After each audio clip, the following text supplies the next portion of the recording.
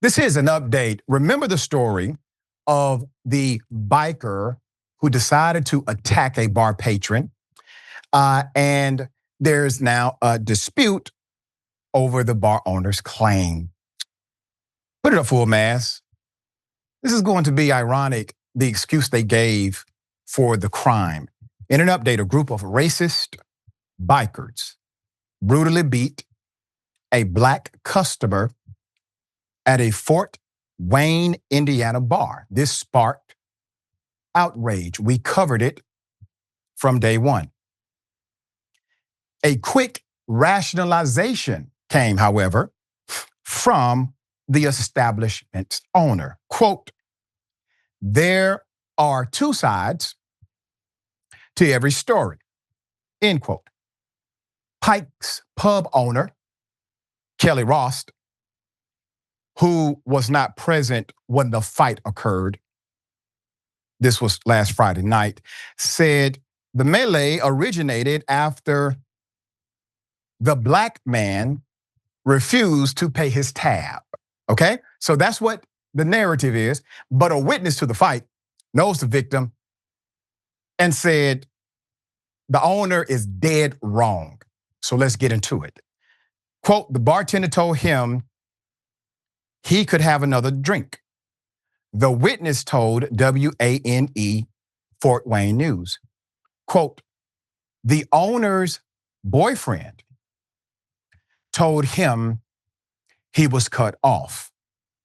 And the owner's boyfriend was way more drunk than he was.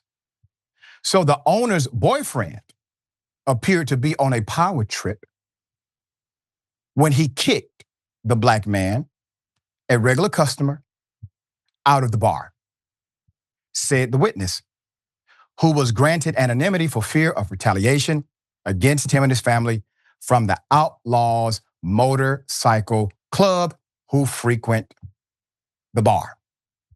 Many other participants in the fight wore vests with the name Outlaws imprinted on them, and at least one person can be heard shouting racial epithets at the victim. Quote, he planned on paying, the witness said. He wasn't trying to leave without paying. It was never about paying the tab because he always pays his tab.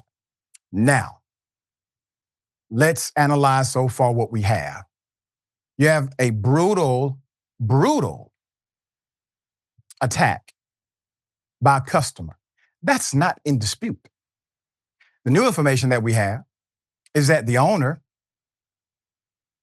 has a boyfriend who decided to become the owner too. It doesn't work that way. You can't enforce a trespass because no trespass has been issued. Nothing has been warranted.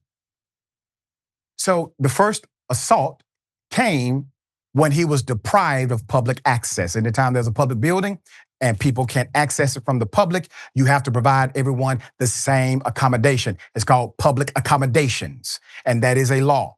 If the owner allowed this to happen, the owner is in violation of that statute. Then the owner gives this as if it is two sides of a story. So let's go to La La Land for just a moment and act as if this is a true narrative. So you mean to tell me that the penalty for not paying a bar tab is to be beaten into an inch of your life? Madam, what you have just done is given the prosecution everything they need for a slam dunk case. There's more.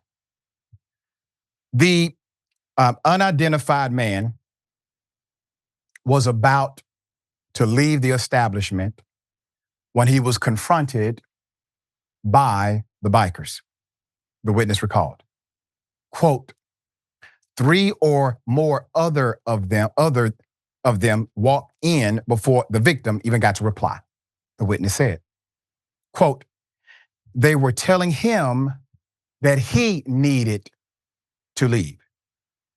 He went to leave. And that's when the owner's boyfriend grabbed his arm and said, you're going to pay your tab, and then used another slur.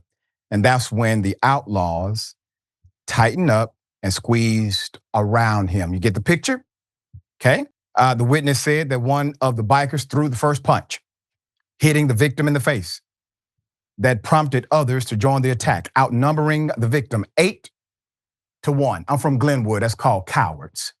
Nobody jumps a man 8 human beings to 1. He then kicked and punched repeatedly. By the time police were called, he had already been kicked, already been punched over and over again. That's according to the witness. The fight had ended when Allen County deputies dispatched, quote, to have an intoxicated subject removed from the bar, arrived. The victim, who declined to identify his attackers, was taken to a local hospital in fair condition. The outlaws are affiliated with an Illinois motorcycle club whose roots trace back to 1935. That's according to WANE local news.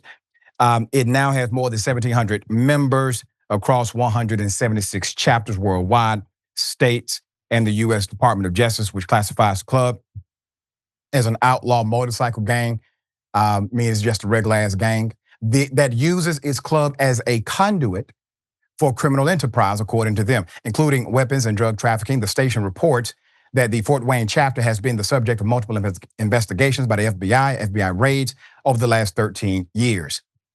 The Allen County Sheriff's Department, meanwhile, just assigned a detective to the case. A public information officer told WANE on Monday, quote, "It is very early in the investigation, and he is still getting the case together." The spokesperson said when asked if federal authorities might be called in to assist in the probe of what many believe was a racially motivated hate crime. And the reason they believe that is because racial slurs were used in the midst of said crime, which is the requirement typically to meet the threshold of a hate crime, okay? Horrible what happened to this man, and despicable what this owner has come out to say. That is not two sides to a story, man. When we say that, that is a figure of speech that means one justification may be offset by the other justification. You need to know both contexts. This is not that kind of story, because even if your context is true, that is not the second side that sets off the first. All right, Jackson, thoughts here? Yeah, well, a couple things that really stuck out to me in general. First of all, I'm loving this, doing this thing with this mic held up to my face. I feel more relaxed than I ever have on this show. But we gonna get it together though. But anyway, I think a couple of important things. One of them that you pointed out, first and foremost, not paying your tab, that equals physical assault. Like, I mean, we can just justify putting our hands on people as adults, because generally speaking, people are aware that if you beat somebody up, you may have to go to jail for that for years. You know what I'm saying? What if what if he would have died? At the end of the day, that's just not an appropriate solution. And for something where it's like two sides to every story, that typically involves non-violence. Maybe right. You had a misunderstanding about something that happened, or something like that doesn't involve you putting your hands on somebody. So I think you're right that this really just seems like a slam dunk case. And also, to me, it kind of felt like maybe this guy was like showing off for his girlfriend or something like that. Like maybe it was an opportunity for him, to be manly or whatever. But at the end of the day, a group of 8 people beating up on one man over a non-paid tab, like when is that ever an ideal situation? Like, oh, we just ganged up on him. So there's just no defense here. It clearly was a hate crime, and their defense is incredibly weak. Yeah, so much so it helps the prosecution. All right, we'll bring you updates as they come.